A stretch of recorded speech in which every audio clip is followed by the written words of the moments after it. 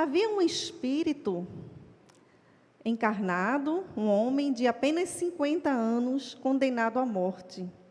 Um espírito rude, cometido vários crimes hediondos.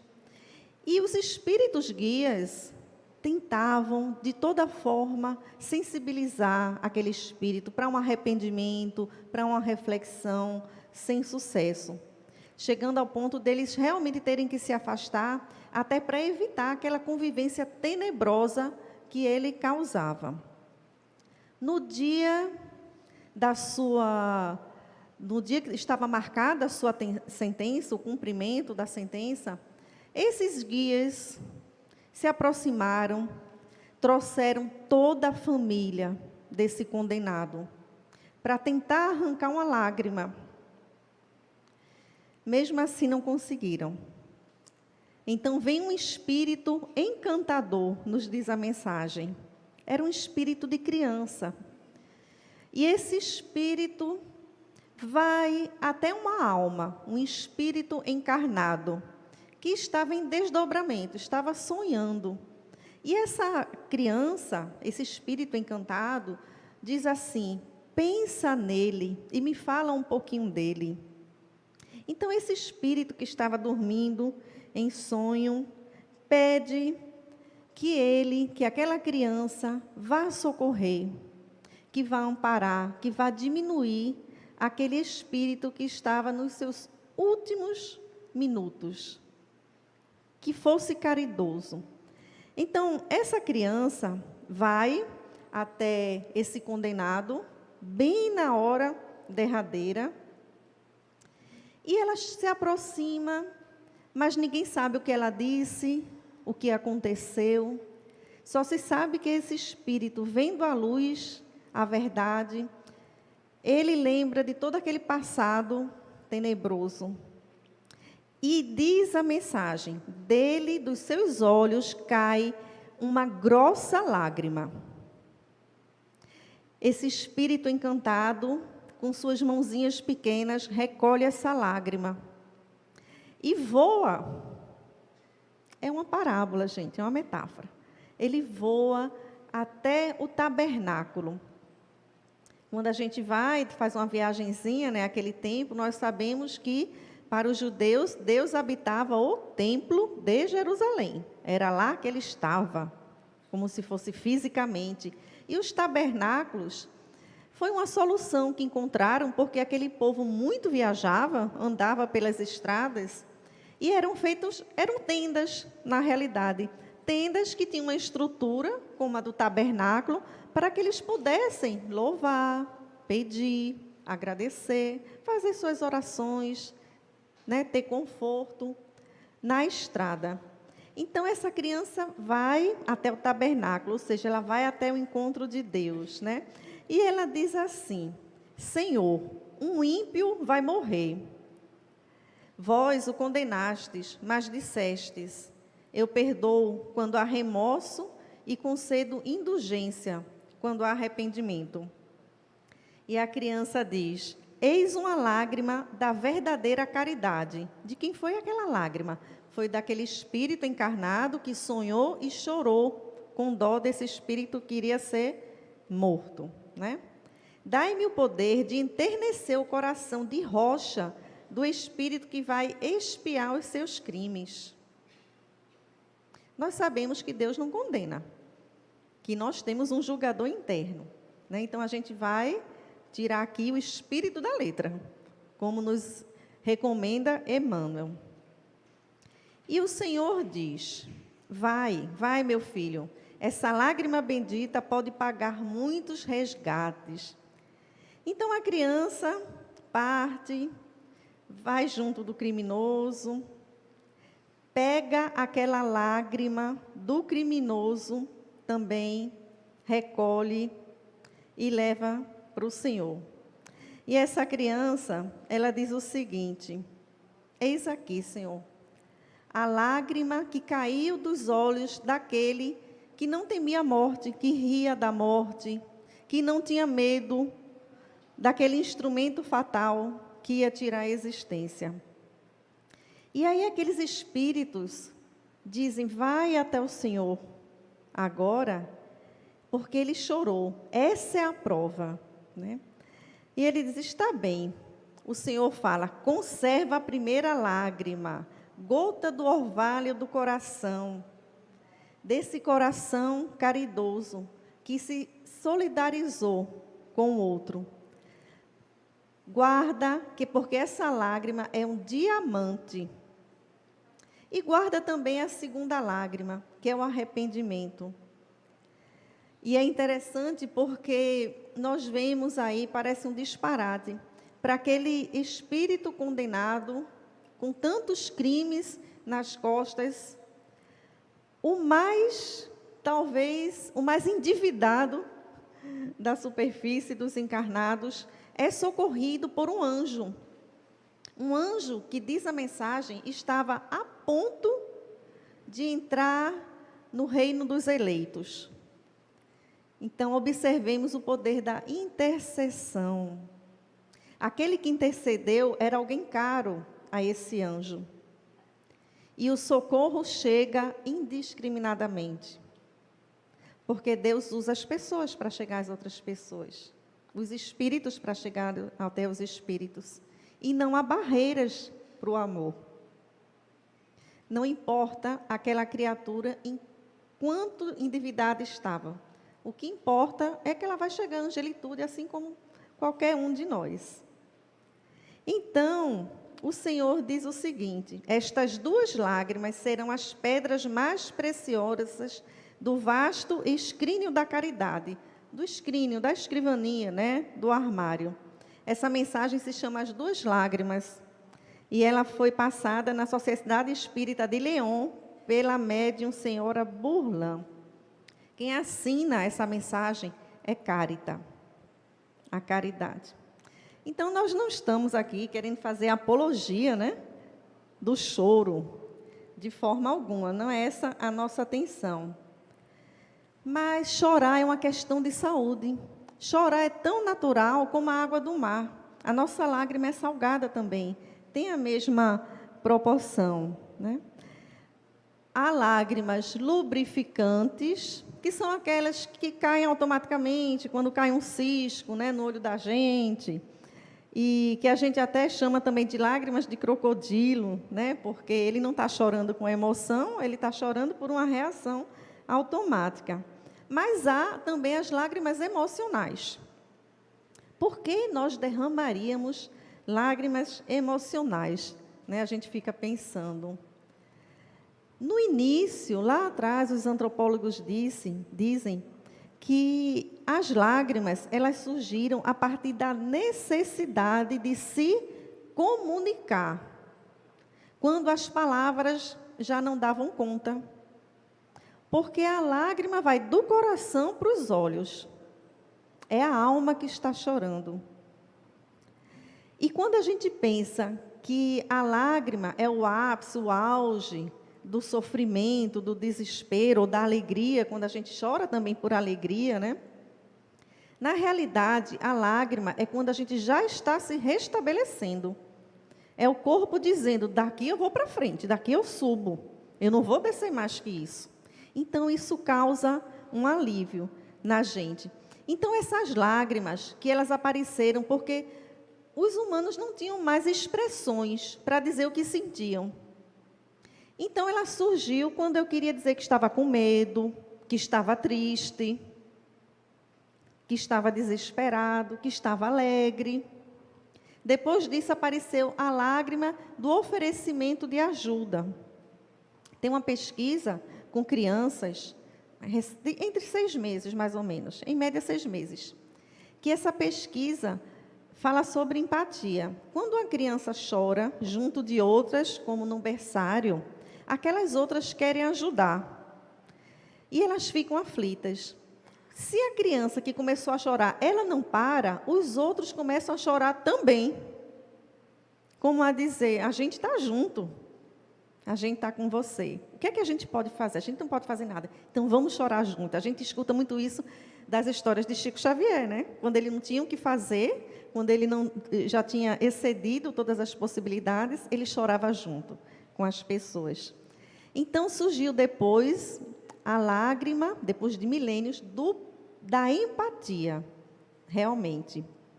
Essa que não espera nem a pessoa pedir ajuda.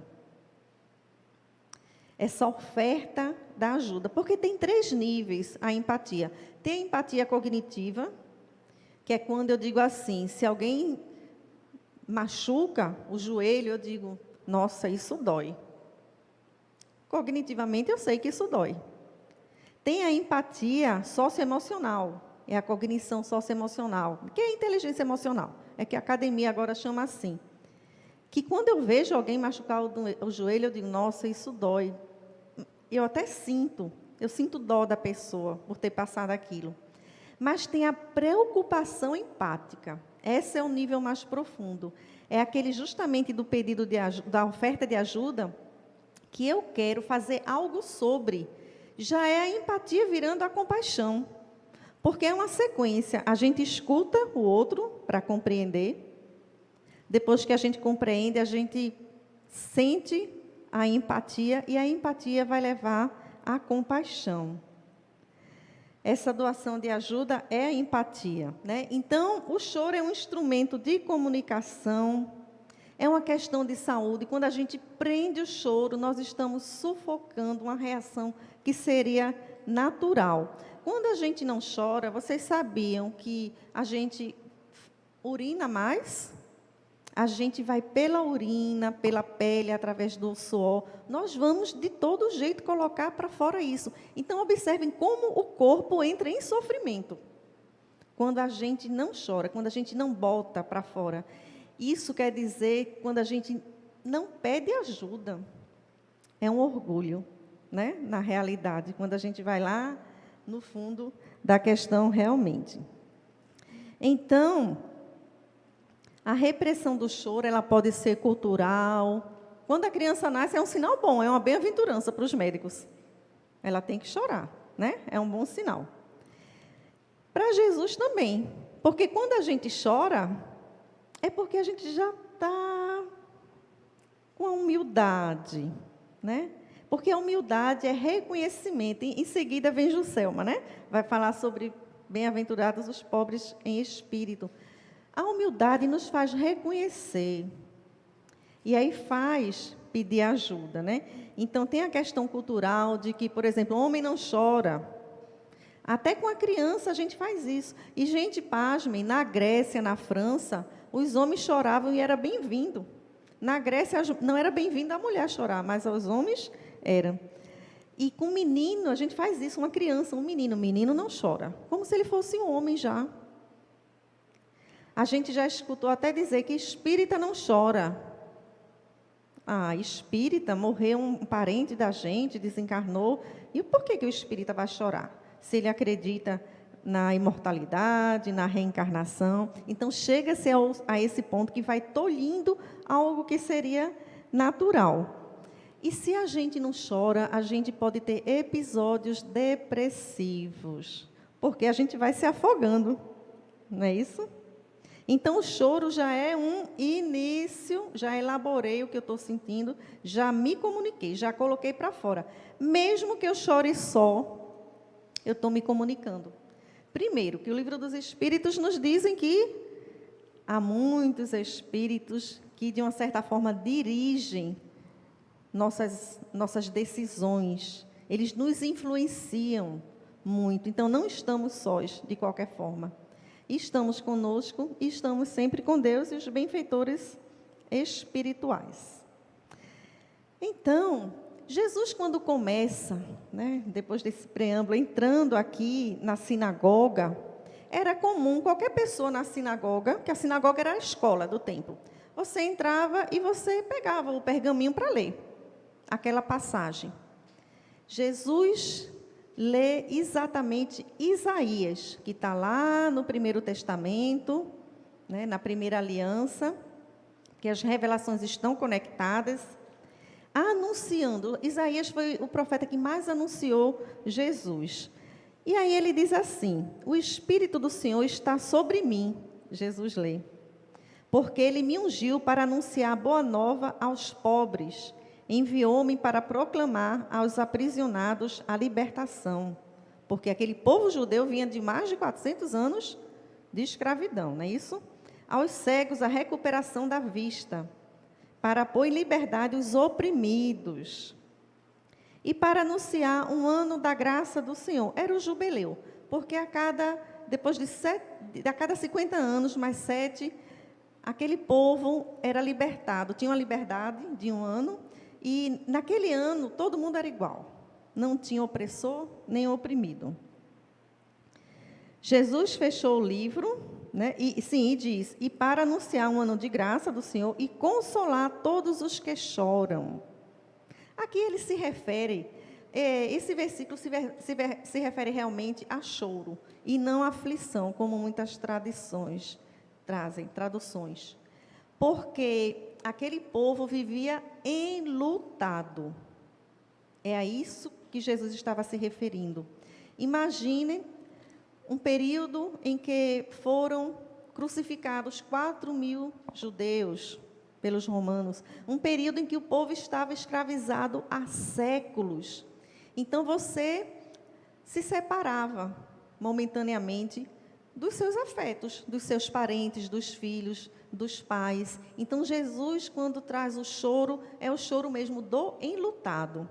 Mas quando a gente faz uma leitura para a gente, nós sabemos que nós não nos enlutamos daqueles que se afastam temporariamente, né? Que não é uma perda, é apenas um afastamento temporário, físico, porque pode haver uma aproximação espiritual.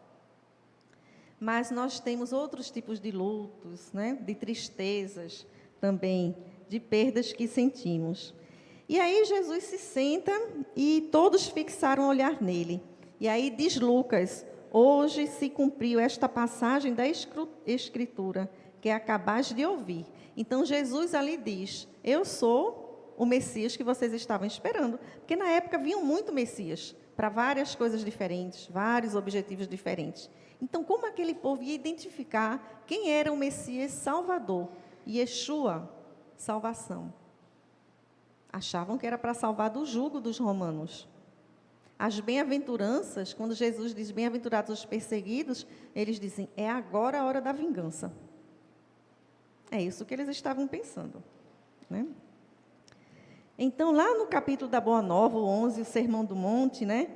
Jesus diz, no entanto, Levi, aquele discípulo que virou Mateus, né? Precisamos amar e aceitar a preciosa colaboração dos vencidos do mundo. Se o Evangelho é a Boa Nova, como não há de ser a mensagem divina para eles, tristes e deserdados na imensa família humana? Aqui Jesus já está dizendo assim, quando ele se referia a Israel, Israel, no sentido bíblico, era toda a humanidade, todas as nações. E é interessante que ele diz que tem que contar com aqueles que choram. Como é que pode? Se eles estão em sofrimento, como é que eu vou contar com aquele que já não está bem? Todos nós, em qualquer situação, temos o que dar.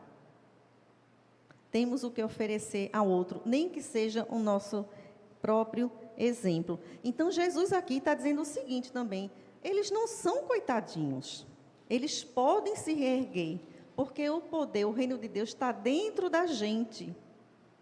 Nós temos todas as potencialidades guardadas dentro de nós. Precisamos acessar. Então, nesse primeiro ano, né, do messianato de Jesus, aqui é uma sinagoga que foi construída depois, em 1938. Mas é nesse ambiente que ele sobe ao monte, e Mateus diz, vendo as turbas, subiu ao monte. Lucas diz, descendo com ele, ficou em pé sobre um plano lugar. Isso não importa, porque o que importa é a mensagem. Mas é interessante que esse local, talvez por isso Lucas se refira como plano, na realidade, eles estão certos, os dois, é que era como se fosse um anfiteatro natural, tinha uma acústica, porque Jesus se compadeceu, ele havia passado uma noite em preces, antes de falar as bem-aventuranças, antes de cantar esse hino, né? E vieram multidões multidões de todos os lugares, de Decápolis, que eram as cidades dos gentios, da Judéia, da Síria.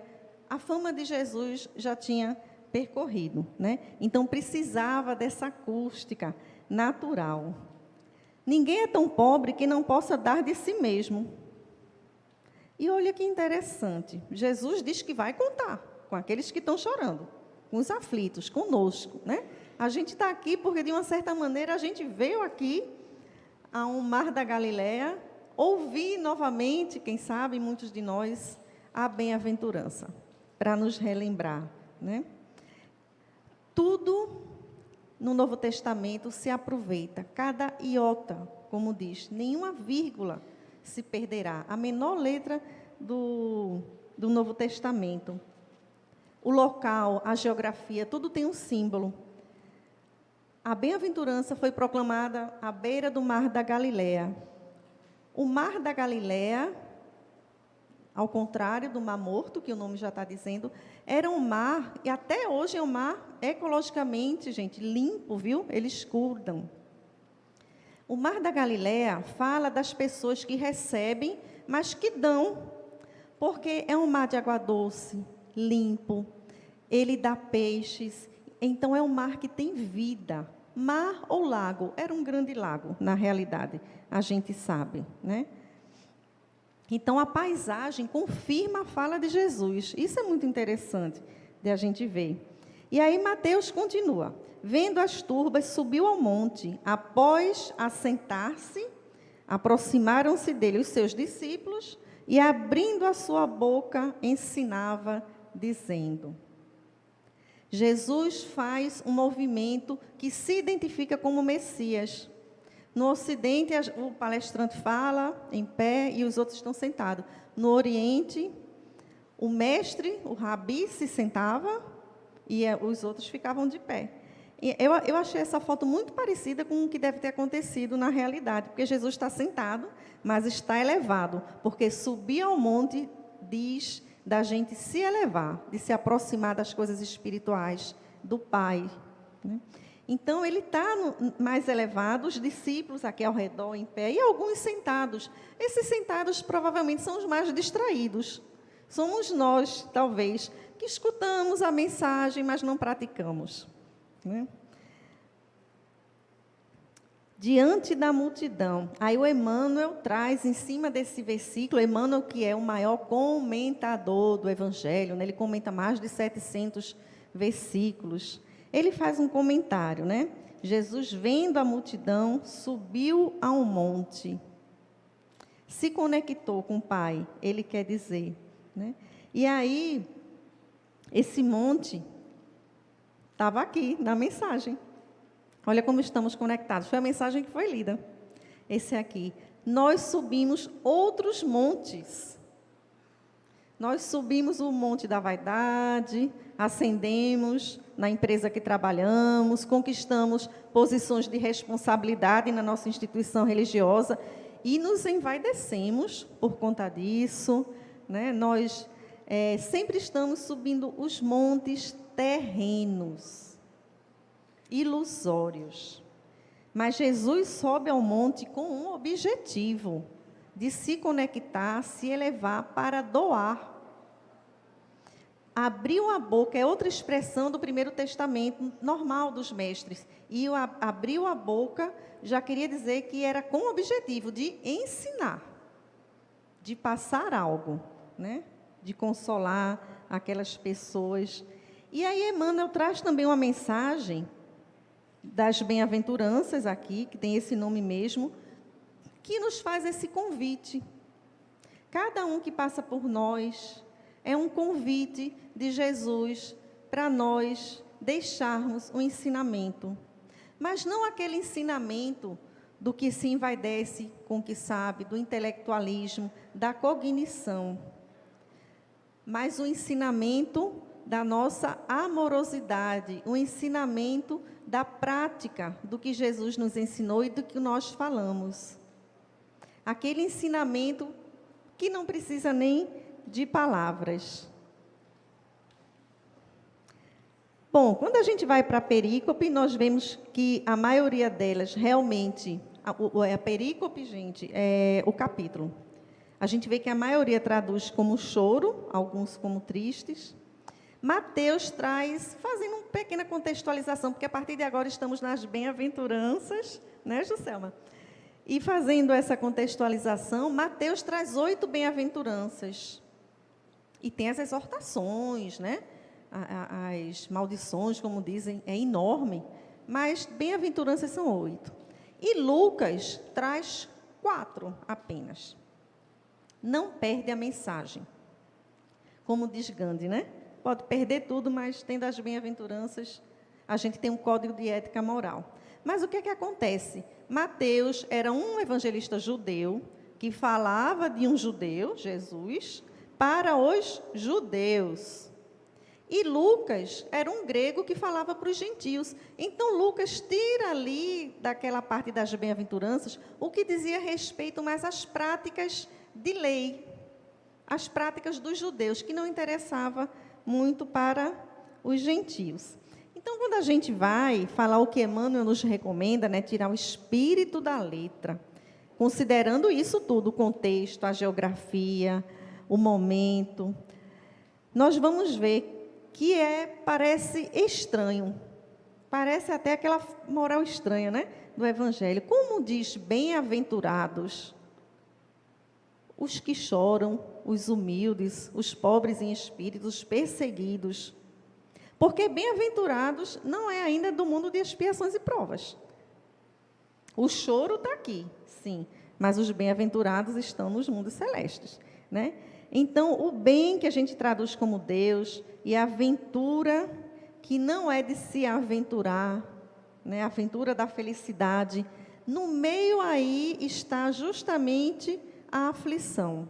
A aflição é o medo. Jesus estava falando, é toda estruturada a bem-aventurança, que, por sinal, essa estrutura literária a gente encontra também no Primeiro Testamento. Jesus segue um padrão. É outra forma dele dizer que, olha aqui, sou eu, Messias. Sou eu que falei lá, sou eu que estou falando aqui. Né? Jesus fala no Primeiro Testamento como? Através dos emissários. Deus não fala, Deus não tem ouvido, não é uma figura antropomórfica. Nós sabemos que Moisés era um médium excelente. Está lá no Consolador, mais ou menos naquelas questões 269, 272, que diz inclusive a 271, que a lei do amor, que foi a que Jesus trouxe, ela está no Primeiro Testamento, está na doutrina espírita, sempre foi a lei de amor. Sempre será. A justiça que precisaria preceder, que é a lei mosaica, e a doutrina espírita, a terceira revelação, que traz a verdade, a imortalidade, a reencarnação, tira o véu dos dogmas religiosos, são exteriorizações da lei de amor, formas de se manifestar. Ok? Então, ele está estruturado como o sermão, condições e consequências, condições e consequências. Para eu ser feliz, eu tenho que estar em que condição? Humilde, pobre em espírito, né? Os que choram. Então, a gente vê que o que nós estamos passando é uma etapa do processo, porque é um processo pedagógico. Para a gente poder conquistar. Mas o choro já é o início. Já é eu me levantando, já é o mais humilde, eu aquebrantado. E Jesus chorou. Acho que esse é o menor versículo que tem no Evangelho, está lá em João. Jesus chorou com Marta e Maria, um dos choros mais lindos. Porque Jesus não estava chorando por elas, por Lázaro. Jesus, ele não chora por a gente, ele chora com a gente. Ele chora para dizer que participa do nosso sofrimento, que ele está com a humanidade, que ele está presente. essa passagem de Marta e Maria chorando porque Lázaro estava morto, propositadamente, quase em estado de putrefação, já sentia-se o odor, é como se fosse o resumo dessa bem-aventurança. Porque Jesus ali, ele concede o choro, ele chora com elas, empatia. Empatia, gente, é estar junto, mesmo que calado, é chorar junto. Essa é a verdadeira empatia. Jesus foi empático. E observem, ele está dizendo assim, pode chorar, o choro da tristeza, dos enlutados, mas pode chorar também o choro da alegria, quando ele ressuscita, né? Ressuscitar, como está no Novo Testamento, para nós espíritas, nós sabemos que Jesus conhece todas as ciências, como manipula fluidos, sabia quando era apenas uma doença, um estado, e uma morte realmente, a desorganização biológica, né? Então, ele tem esse choro, ele concede, e ele diz ali, olha, depois do choro vem a alegria. Vem o consolo do Cristo.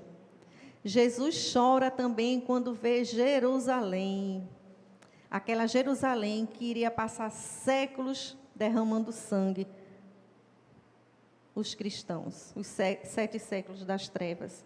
Mas ele via também a regeneração, obviamente. Tem um profeta no Primeiro Testamento, que também anunciou muito Jesus. Eu não sei se vocês sabem, mas ele era conhecido como o profeta chorão. Vocês sabem quem é? Vocês conhecem? É o profeta Jeremias. Por que ele chorava? Ele chegou a ser comparado com Jesus, inclusive, no Novo Testamento. Ele chorava porque ele trazia a boa nova e ninguém compreendia. Não escutavam, ele chegou a ser açoitado, torturado por conta disso. E ele pede, numa oração, ele pede a Deus que lave toda a cabeça dele, ou seja, que ele chore abundantemente, para ele botar para fora aquela tristeza que ele estava sentindo, para ele se aliviar de tão incompreendido que ele era, de tão pesadamente escarneado que ele era, por conta da boa nova. O profeta Jeremias era o profeta chorão, né? E Jesus continua chorando com a gente. Acho que vocês devem conhecer, tem até um videozinho animado na internet, Eurípides Bassanufo, desdobrado em sonho, é levado para um local, uma dimensão espiritual mais elevada, e ele vai caminhando até que chega um ponto que ele não consegue andar mais, e ele vê uma figura luminosa chorando. E aí ele quer consolar Jesus. E ele pensa logo, deve estar chorando, porque ninguém sabe de sua mensagem, ninguém conhece. E ele pergunta, Senhor, acaso estás chorando por aqueles que não conhecem a tua mensagem? O que faz sentido essa pergunta dele? Porque para os judeus, conhecer, a palavra conhecer no hebraico, significa que eu pratico. Não existe conhecer sem praticar. Então, se alguém pergunta para o judeu, você conhece a Torá? Ele diz, se ele não pratica, ele vai dizer, não conheço. Porque é melhor não conhecer, nem saber, para não ser cobrado. Olha aí, a quem mais é dado, mais será cobrado. Não estava meio com sentido, né? Essa pergunta de Eurípides. Mas Jesus diz, não, eu choro por aqueles que conhecem, mas não praticam. Então, Jesus continua chorando com a gente. Quando a gente está em sofrimento, com a doença, quando a gente passa por uma derrocada financeira, uma separação, Jesus está chorando com a gente.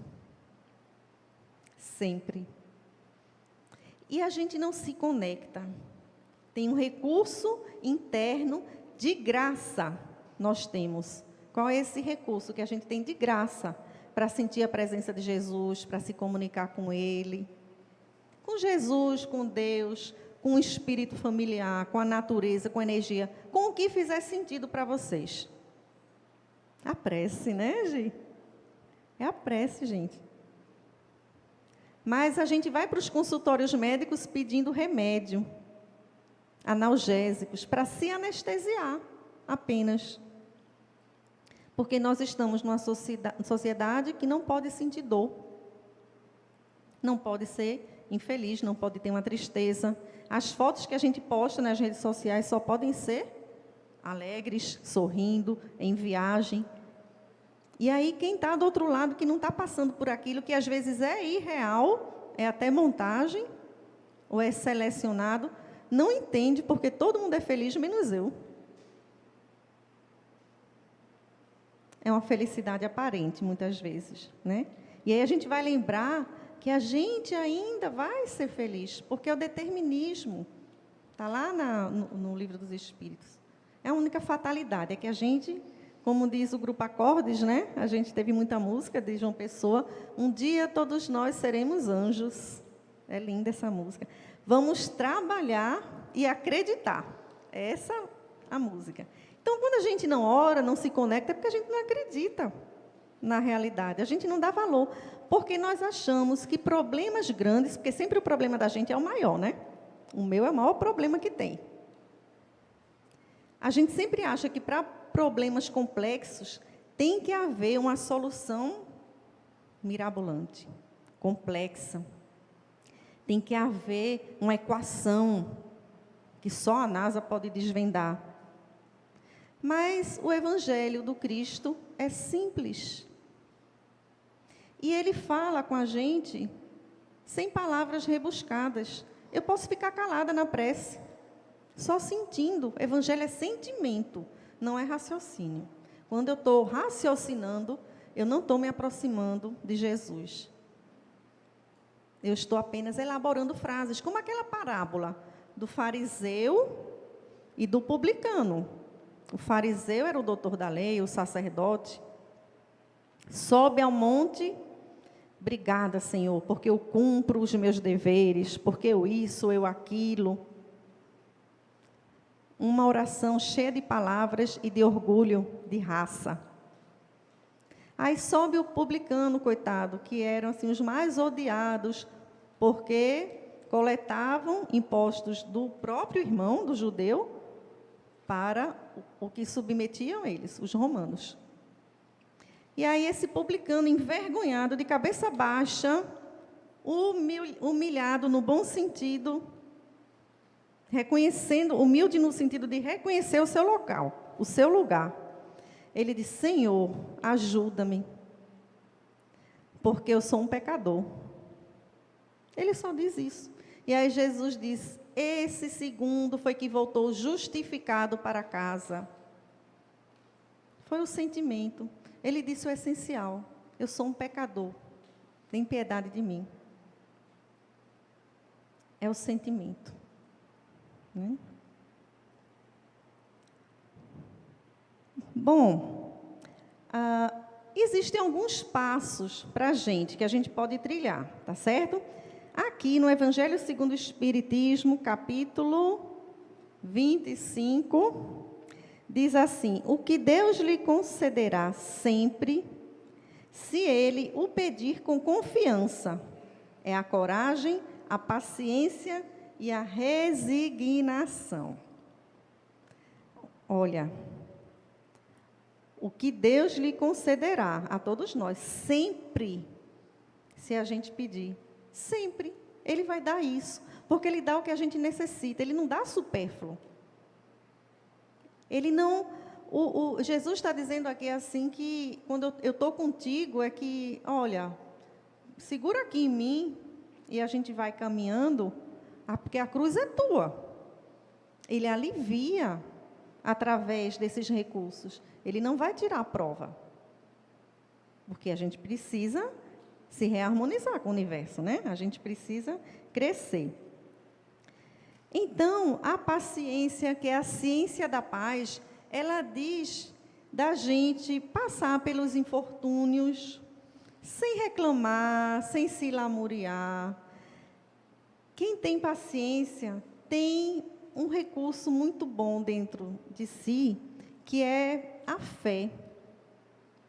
A confiança, a fé na realidade é a confiança na fidelidade de Deus.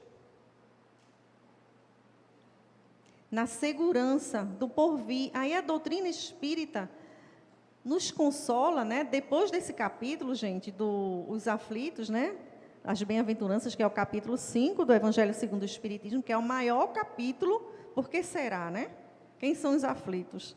Somos nós, né? E muito necessitados desse capítulo. Tem 13 mensagens esse capítulo. Depois dele vem o quê? O Consolador prometido.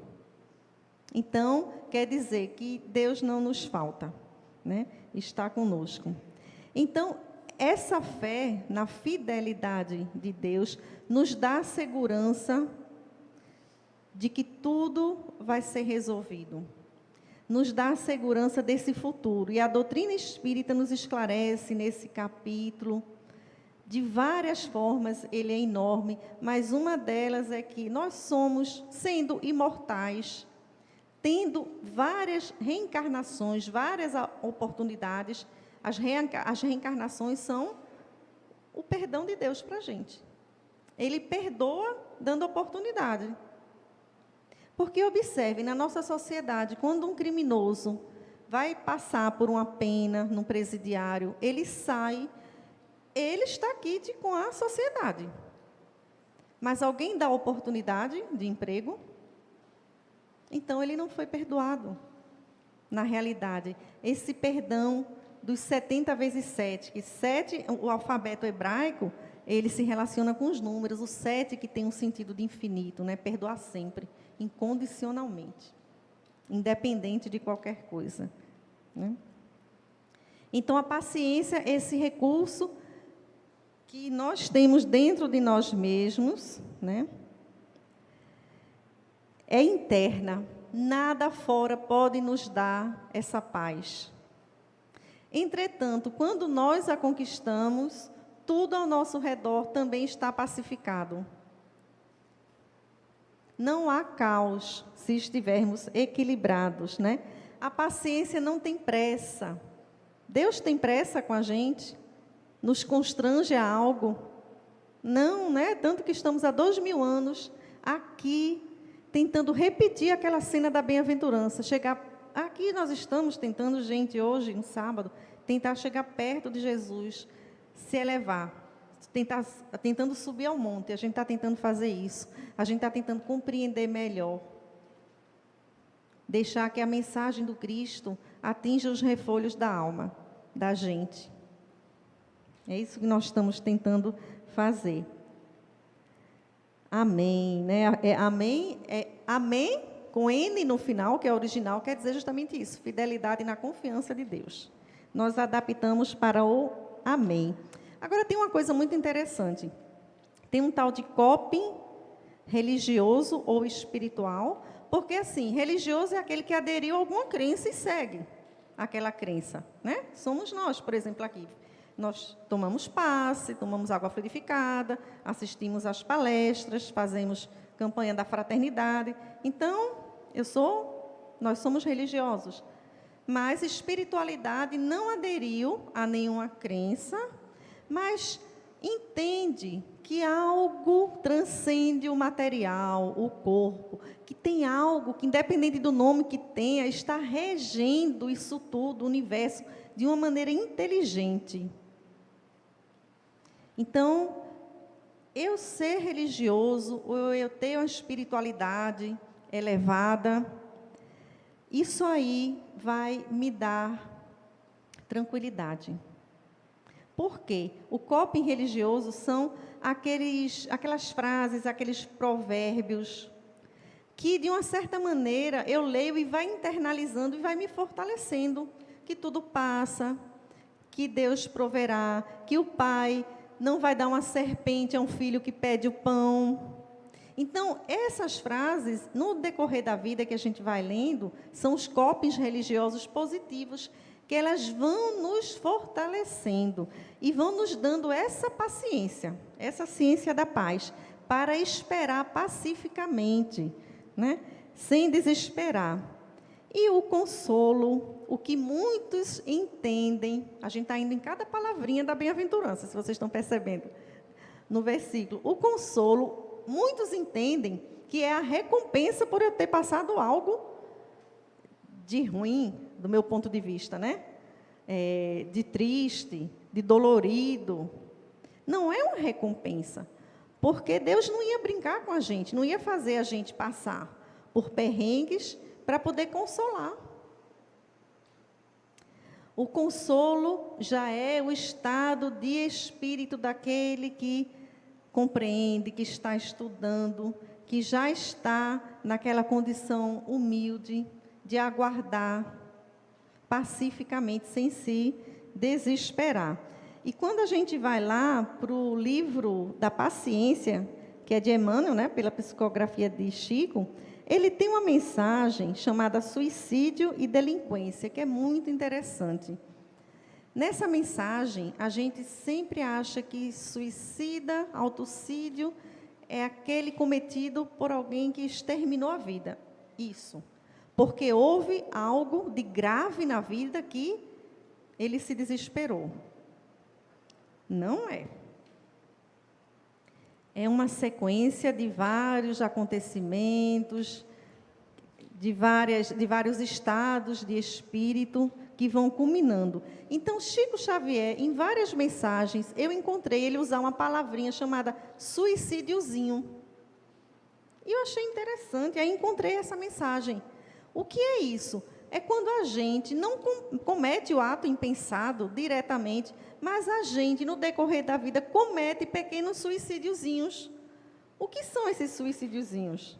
É quando eu me irrito, é quando eu não escuto o outro, é quando eu prejudico alguém, é quando eu me alimento mal. São pequenos suicídiozinhos que eu vou cometendo. Inclusive, do ponto de vista do outro, eu vou também matando o outro nesse sentido. Quando eu, em doses homeopáticas, eu vou, às vezes, acabando com a autoestima do outro, desestimulando o outro, julgando, criticando. Eu também estou cometendo. Porque, às vezes, a gente está encarnado, mas a gente não está vivo. A gente está na matéria, mas a gente está na delinquência, na tristeza, no desânimo, né? Então, a gente precisa prestar atenção nisso, porque se nós observarmos aquela questão 909 do Livro dos Espíritos, conhece-te a ti mesmo, e aí Santo Agostinho traz um roteiro maravilhoso, perfeito, de como fazer isso toda noite antes de dormir, não é por acaso que é antes de dormir, para você rever o dia. Se a gente rever o dia da gente, a gente vai ver que durante o dia cometeu vários suicídiozinhos. Durante o dia. E isso vai se acumulando, né? O Evangelho segundo o Espiritismo, esse capítulo enorme que a gente está falando, ele fala do suicídio e a loucura. E ele diz o quê? Que como é que a gente vai combater isso? Com a calma e a tranquilidade. A gente precisa parar, respirar, né? Para a gente manter o equilíbrio, para a gente voltar para si, para o presente. E ele diz também o seguinte: as dores deste mundo são pagamento de dívidas das vossas vidas passadas, que é preciso que a gente suporte pacientemente para apreender a lição. Porque tem uma dor que a gente rejeita, que a gente se desespera, que a gente não aceita, acha que não merece. Infelizmente, a gente está perdendo a experiência dessa dor. A gente está deixando de crescer. Mas tem aquela dor que a gente passa com resignação.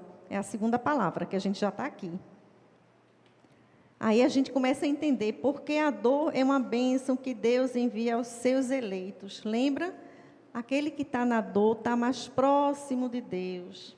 Porque quando eu estou com a dor física, vamos pensar na dor física, eu aceito, não sei vocês, eu aceito qualquer chá, por mais amargo que seja.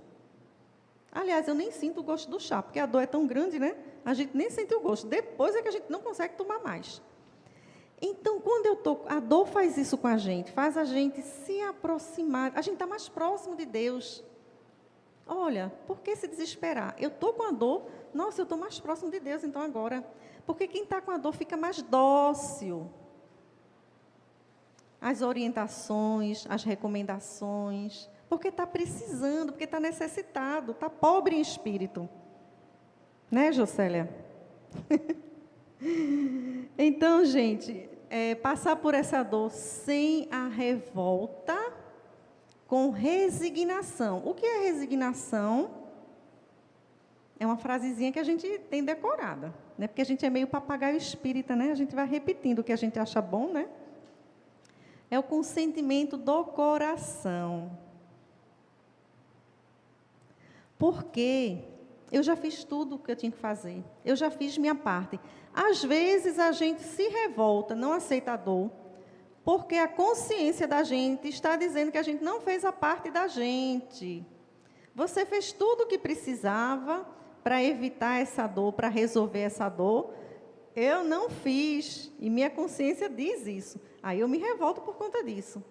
Mas se eu fiz tudo o que podia, chega ao ponto que eu não tenho mais o que fazer, aí eu me resigno, eu entrego nas mãos de Deus. Porque a gente pode não fazer nada, mas Ele faz. O dele é garantido. A parte dele, Ele vai fazer. A parte de Deus. Não é isso? Tem uma passagenzinha de São Francisco de Assis, que ele vai fazer uma viagem, ele está com aquele irmão dele, que eu esqueci o nome agora, que sempre andava com ele, né? Um amigo. E eles estão caminhando e começa a cair uma tempestade, uma geada. E aí esse irmão diz, nossa, nós estamos perdidos, nós vamos terminar morrendo aqui. Aí Francisco, vamos procurar ajuda. Olha a humildade, vamos procurar ajuda. E eles batem numa casa. E Francisco diz assim, bate, né? E a pessoa lá dentro diz, quem é? Ele diz, é Francisco de Assis. Aí a pessoa, que nada, Francisco de Assis. E não atende, não abre a porta. E aí o irmão que está em companhia de Francisco diz, pronto, agora nós estamos totalmente perdidos, não tem mais o que fazer. A gente vai morrer nessa geada. Nós estamos agora 100% perdidos. E aí Francisco começa a cantar, a andar, a caminhar, e ele diz, tá louco, porque a gente está perdido, né? 100% abandonado aqui. Aí ele diz, não, agora nós estamos 100% seguros, porque agora nós estamos totalmente na mão de Deus. Então é o momento da segurança. Quando a gente não tem mais o que fazer, a gente fez tudo, é o momento da gente respirar e esperar agora Deus agir. Porque é o momento que tudo vai se restabelecer. Então, nós passamos pela paciência, nós passamos pela resignação, né? Vamos avançar aqui, porque o relógio está me controlando. E olha que coisa interessante, no livro Tem de Bom Ânimo, é de Chico Xavier e Carlos Bacelli, por vários espíritos. Eu não sei qual foi o espírito que escreveu essa mensagem que te diz, se encontras angustiados. Paulo diz que no mundo vai andar angustiado. No mundo teremos aflições, Jesus disse, né? Então está falando diretamente para a gente. Eu vou ler só a primeira frase, que diz assim, se te sentes tentado ao suicídio, ora a Deus e busca a presença de um amigo com que possas conversar. Tem três coisas, três pilares para a gente se manter bem, para a gente cuidar da gente, para a gente ir exercitando e exercendo o alto amor da gente. Primeiro, a gente precisa ser. A gente precisa compreender que temos uma filiação divina, que nos sustenta, que é o amor. Né? Não estamos abandonados, estamos amparados. Então, nós precisamos, nessa fase, usar os sentidos, os 5 sentidos físicos mesmos. Esses, na realidade, temos muito mais, mas esses que são os oficiais. Então, eu tenho que escutar uma boa música, eu tenho que ler uma boa mensagem, eu tenho que trabalhar, usar as mãos, eu tenho que usar esses sentidos que eu tenho de uma maneira nobre, boa, né? O segundo pilar é o pilar da maestria, que diz o seguinte, que eu tenho que fazer coisas para mim, me presentear. Então, eu arrumar uma cama, eu pentear um cabelo, eu arrumar uma casa, eu fazer um curso, eu estou fazendo algo para mim, ok? São pilares que eu estou falando aqui, esses 3, para fazer uma barreira para a depressão, que é o maior motivo de suicídio, tá certo? Por isso que eu estou falando isso. E o terceiro pilar é o quê? Diz respeito à mensagem. Manter vínculos afetivos, se relacionar. Então, eu tenho falado com amigos, eu tenho conversado, eu tenho me comunicado com os colegas do trabalho, da família. Essa conversa é boa? Eu sorrio nessas conversas? Elas são interessantes, são edificantes? Que tipo de companhia eu estou tendo? Porque o depressivo, ele não está triste. Ele está desanimado, sem vida, porque ele se desvinculou afetivamente das pessoas. É isso. Então, a gente precisa manter o vínculo, porque é no outro que está a cura da gente. Se eu me desvinculo, eu perco a noção do humano. A empatia, gente, tem um dispositivo dentro da cabecinha da gente, do cérebro, que identifica o outro humano. Isso é empatia. Uns usam, outros não. Aí é outra coisa. Mas, se eu perder esse vínculo, se eu me isolar, se eu não for para as festas da família, se eu não for para a igreja, se eu não for fazer um curso, não for trabalhar, ou evitar conversar com as pessoas, estar presente de corpo, mas não estar de alma, estou ali só para... mas não estou conectado, não estou prestando atenção, eu perco a noção de humanidade. Aí eu perco a referência de mim mesmo, que é por isso que Divaldo diz que a gente perde o endereço de si, quando a gente está com a depressão. Né? A gente se desvinculou. Então, tem que manter vínculo afetivo. Esses são os pilares. E, por fim, nossa querida Joana de Ângeles, ela diz assim, a coragem é consequência natural e legítima da fé. Naturalmente, vamos nos sentir corajosos. Aristóteles, ele diz assim, que a coragem é a primeira das virtudes, porque sem ela, a gente não conquista nenhuma outra. E Joana de Ângeles faz um comentário que corrobora isso. Ela diz o seguinte, que nós, na maioria, nós aqui, a maioria, a média, nós somos mornos. É mais fácil aquele que está totalmente equivocado no crime, ele se reerguer, do que nós que estamos acomodados, seguindo a manada, fazendo de uma maneira inconsciente o que o outro faz, sem pensar, sem refletir se é bom ou se não é. Por quê? Porque aquele que está no erro, de uma certa maneira, ele está em movimento, ele está com a energia realizadora. Então, ele se ergue.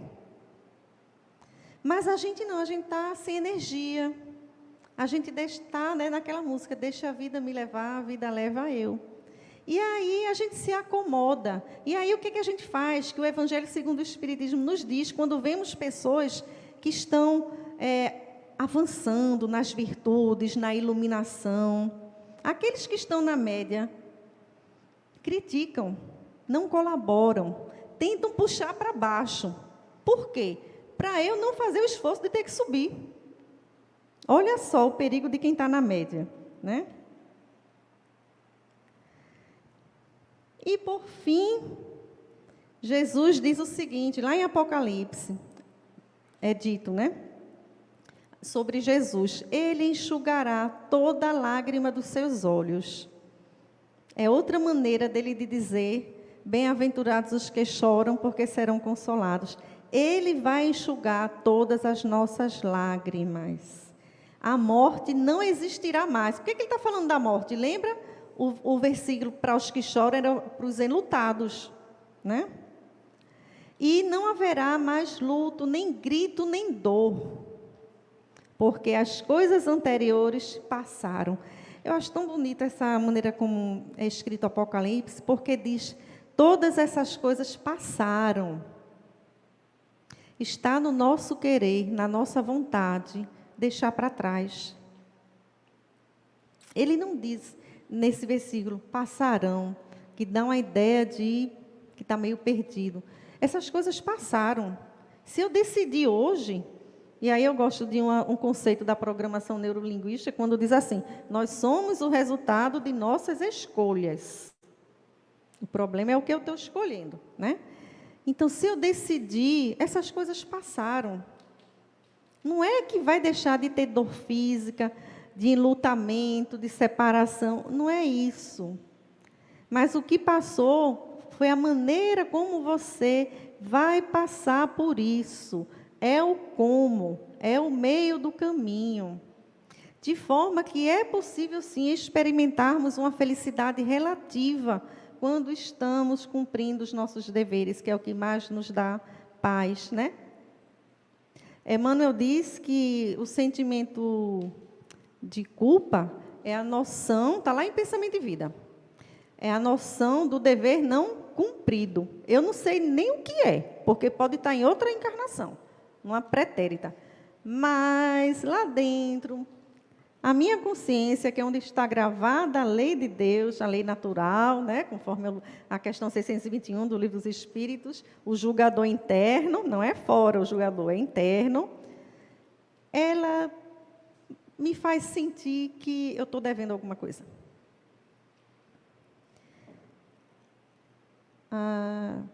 Quando eu estava montando essa apresentação, eu recebi uma mensagem com a música de Tim Vanessa, que eu gosto muito. E casou exatamente com esse material, né? Esse versículo que me foi dado para conversar aqui com vocês.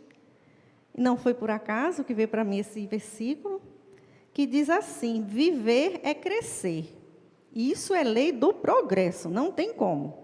Pode ir devagar, mas vai ter que crescer. E crescer é sofrido. Mas já está dizendo, sofre porque vai melhorar. Né? É sofrível crescer. Caridade, oração. Olha, é o que fala a música do Acordes. Vamos trabalhar e acreditar. Ela está dizendo aqui, ó, caridade, trabalho e acreditar, oração.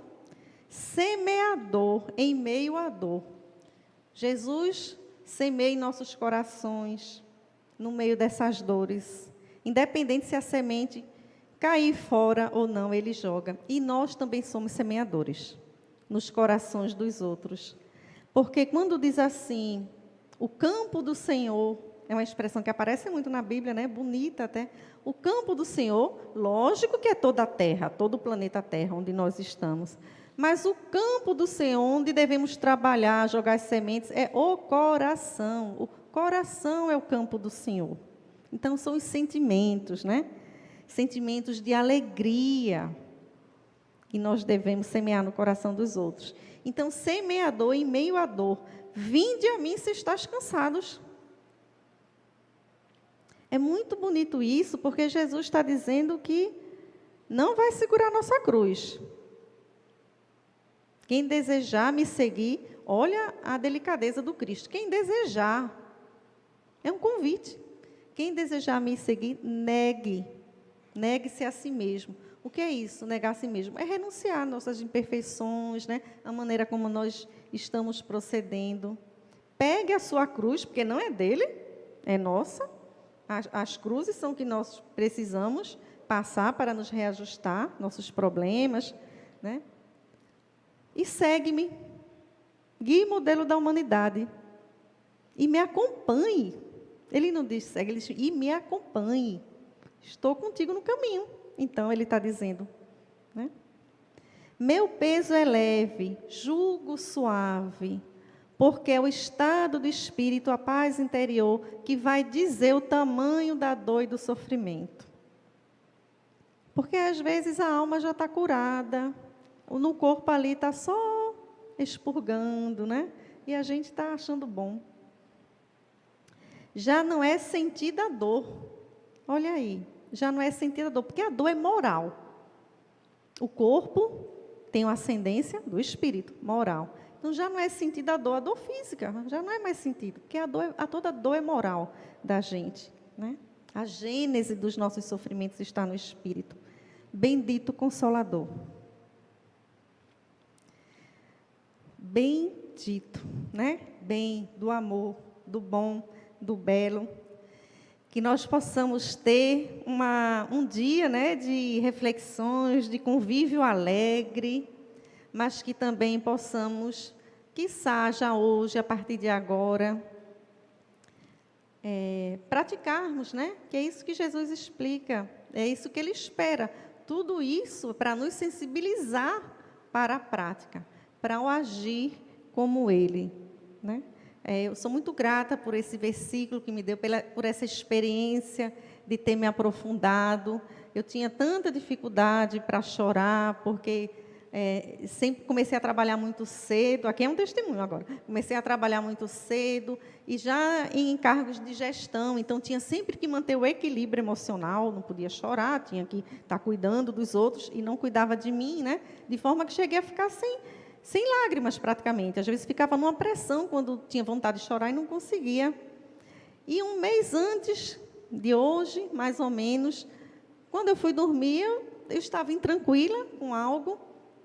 E aí eu me permiti, eu disse, eu vou chorar. E aí eu chorei como criança mesmo, na cama. E dormi rapidamente, porque o choro alivia rápido, né? Num instante passa. E dormi, né? E quando eu dormi, eu tive um sonho com um espírito que perguntava para mim, quer ir no braço ou quer ir andando? E aí eu já ia dizer no automático, eu vou andando. Como assim? Eu vou em pé. Aí eu disse, eu vou no braço. Coisa que eu nunca tinha feito, eu vou no braço. E aí eu senti aquele abraço, né, aquele contato, e ele me colocou embaixo de uma luz.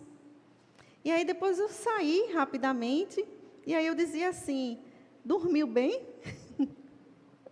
E ele dizia, claro que dormi bem. Claro que deu tudo certo, claro que está resolvido. Eu não teria passado essa experiência se não tivesse chorado. Eu quis compartilhar por conta disso. Os meus professores de oratória talvez me puxem a orelha, porque a gente não deve trazer, né, conteúdos da gente, para a gente não se emocionar e tal, né, para a gente não falar da gente, que é a mensagem. Mas eu acho que foi muito auspicioso esse sonho, essa experiência que eu tive, que me transformou, e que só passando por essa experiência que eu compreendi realmente por que tem que chorar. Porque só é consolado quem chora. Meus irmãos, muita paz. Muito obrigada pela companhia, pela caridade bondosa de me escutarem.